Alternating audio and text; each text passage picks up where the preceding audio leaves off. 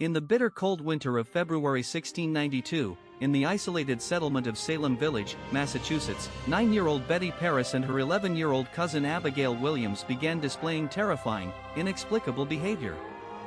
They screamed uncontrollably, dove under heavy furniture, contorted their bodies into unnatural positions, and claimed that invisible pins were pricking their skin. Local Dr. William Griggs examined the girls and, unable to find any natural medical explanation, issued a diagnosis that would shatter the colony: the children were under the influence of the devil's hand. Within weeks, this small, paranoid frontier town spiraled into a nightmare of accusations, betrayal, and state-sanctioned execution. 19 innocent men and women were marched to Gallows Hill and hanged by the neck. One elderly man was slowly pressed to death under massive boulders, and at least 5 others perished in freezing, overcrowded dungeons. How could a civilized community collapse so completely into deadly madness? Was it demonic terror, political power plays, toxic mold, or pure human malice? Today, we uncover the true history and real causes of the Salem Witch Trials. To understand the terror of 1692, we must look at the pressure cooker environment of late 17th century New England. Salem was split into 2 distinct, hostile factions: Salem Town, a thriving, wealthy maritime port engaged in international trade, and Salem Village, a poorer, heavily agricultural community 3 miles inland. Salem Village was plagued by severe internal feuds, land disputes, and deep resentment toward the commercial prosperity of Salem Town. At the center of this social rift was Reverend Samuel Parris, the village's newly appointed minister.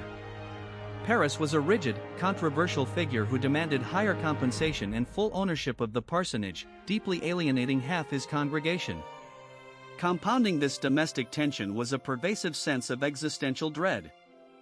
The colonists were living through King William's War, a brutal frontier conflict against French forces and their Native American allies. Refugees from northern attacks flooded into Salem, bringing harrowing tales of bloody massacres. Extreme cold from the Little Ice Age had crippled crops, and a recent smallpox outbreak had devastated families. To make matters worse, Massachusetts had lost its royal charter in 1684, leaving the colony without a legitimate legal system for several years. Above all, these devout Puritans possessed an uncompromising worldview. To them, Satan was not a distant symbol of evil, but a literal, physical entity roaming the dark New England wilderness. They believed that every hardship, from a failed harvest to a sick cow, was part of a cosmic battle between God and the devil. In this atmosphere of hyper-religious anxiety, any sign of supernatural rebellion was seen as a direct threat to the survival of the holy community. When Betty Paris and Abigail Williams fell ill, the village turned to Tituba, an enslaved woman living in the Paris household. Tituba was asked to bake a witch cake, a concoction of rye meal and the afflicted girl's urine, and feed it to a dog, believing the animal would reveal the tormentor. Instead, the ritual only heightened fears of sorcery. Under intense interrogation, the girls named their initial accusers: Tituba herself, a destitute homeless beggar named Sarah Good, and Sarah Osborne, an impoverished, sickly elderly woman who rarely attended church. All 3 were social outcasts, easy targets for public suspicion. On March 1, 1692, local magistrates John Hathorne and Jonathan Corwin questioned the 3 women. While Sarah Good and Sarah Osborne fiercely denied the charges, Tituba made a calculated decision to save her own life. She confessed, offering vivid descriptions of a dark man who ordered her to sign a red book in blood, alongside black dogs, red cats, and yellow birds. Crucially, Tituba declared that there were other witches hidden throughout the colony. This confession transformed a localized incident into a full-scale moral panic. Soon, more accusers emerged, led by 12-year-old Ann Putnam Jr. and her mother, along with young servants like Mercy Lewis and Mary Walcott. The accusations quickly expanded beyond marginalized outcasts to embrace respected, pious churchgoers. In May 1692, newly appointed Governor William Phipps established the Court of Oyer Interminer to handle the overflowing prisons. Presided over by Chief Justice William Stoughton, the court routinely accepted spectral evidence, the belief that the devil could take the shape of an innocent person's ghost or spirit to harm victims. If an accuser screamed that a defendant's phantom was pinching them in open court, it was treated as absolute proof of guilt. The executions began on June 10, when Bridget Bishop, an outspoken tavern owner known for wearing a provocative red bodice, was hanged at Gallows Hill.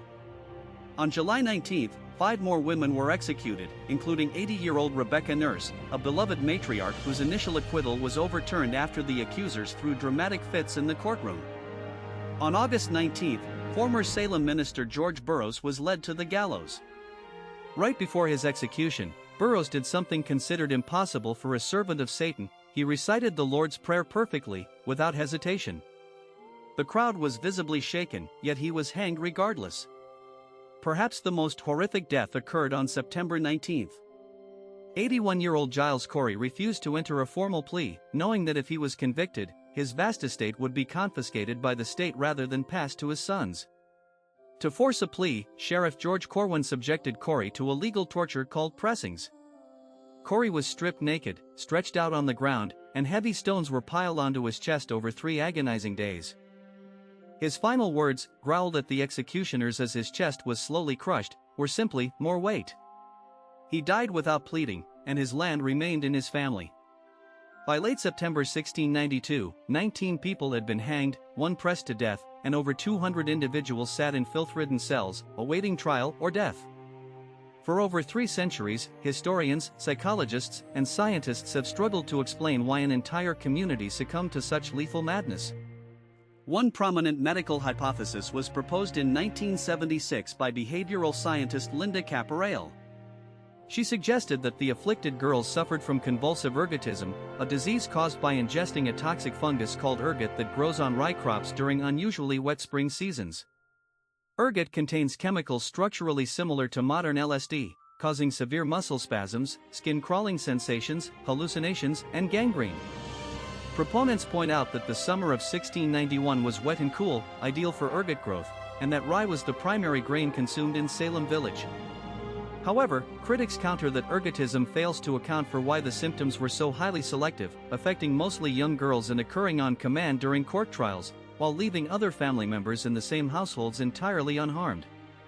A far more comprehensive explanation lies in the socio-economic and political dynamics detailed by historians Paul Boyer and Stephen Nissenbaum. By mapping the residences of the accusers and accused, they discovered a stark geographical pattern.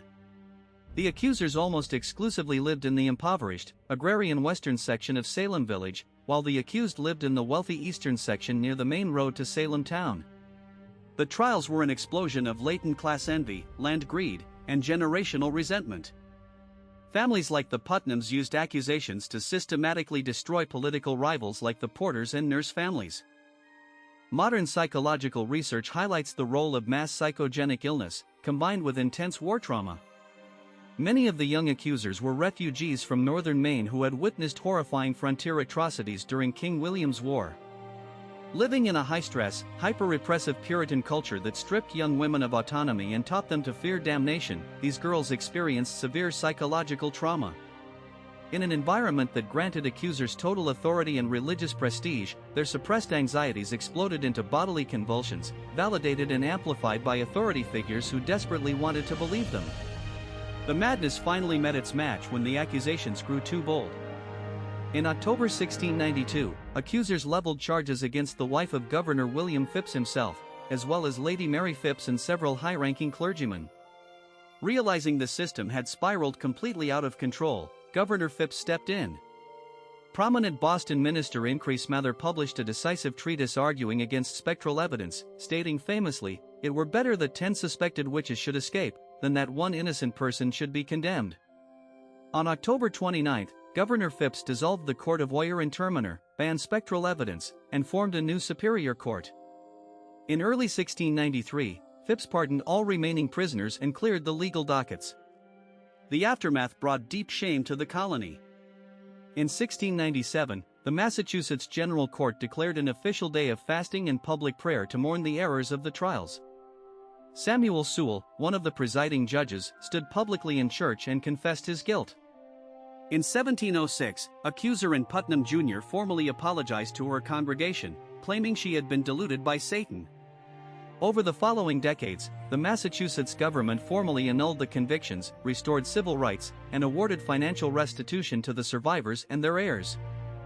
Today, the Salem Witch Trials stand as a powerful warning against religious extremism, judicial overreach, and the terrifying speed at which fear can dissolve due process. It serves as a timeless reminder of what happens when suspicion replaces evidence, and mob hysteria overrides human compassion. What do you think was the single biggest cause of the Salem tragedy? Was it toxic rye, local land feuds, or pure war trauma? Let us know your thoughts in the comments below. If you enjoyed this deep dive into historical mysteries, please hit the like button and subscribe to the channel for more incredible history documentaries. Thanks for watching.